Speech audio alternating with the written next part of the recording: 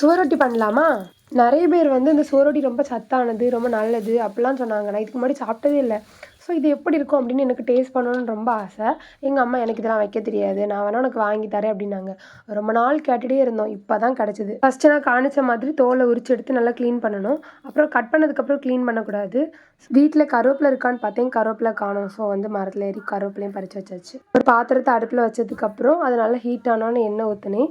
எண்ணெய் ஹீட் ஆன அப்புறம் வந்து சோம்பு அது போட்டுட்டு அது கொஞ்சம் பொரிஞ்சதுக்கப்புறம் மிளகா பாதி போட்டேன். ஏன்னா வத்தல் பொடி பெப்பர்லாம் நம்ம போட போகிறோம். அதனால காரம் அதிகமாயிடக்கூடாதுன்னு சொல்லிட்டு நான் பாதி மிளகா தான் போட்டேன். சின்ன வெங்காயம் போட்டேன். அதுக்கப்புறம் சின்ன வெங்காயம் நல்லா ப்ரௌன் கலரில் ஆனோடனே நான் வந்து இஞ்சி பூண்டு பேஸ்ட் போட்டேன். இஞ்சி பூண்டு ஸ்மெல் நல்லா போனதுக்கப்புறம் ஒரு சின்ன தக்காளி பழத்தில் பாதி தக்காளி பழம் தான் போட்டேன். ஏன்னா ஒரு சுவரொட்டி தான் நான் பண்ண போகிறேன். சுவரொட்டி போட்டதுக்கப்புறம் மஞ்சள் தூள், கரம் மசாலா, அப்புறம் வந்து வத்தல் தூள் கொஞ்சம் போட்டுட்டு கிண்டிட்டு அது முங்குற அளவுக்கு தண்ணி ஊற்றணும். தண்ணி ஊற்றினதுக்கப்புறம் நான் உப்பு போட்டேன். ஏன்னா எங்கள் வீட்டில் கல்லுப்பு தான் உண்டு. ஸோ நான் அதுக்கப்புறம் உப்பு போட்டுட்டு கிண்டி வச்சுட்டு 15 மினிட்ஸ் குக் ஆகணும்.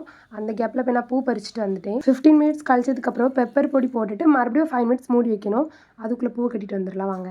பூவை தொடுத்துட்டு வந்து பார்த்தா சூப்பராக குக் ஆகிருந்துச்சு. Okay bye.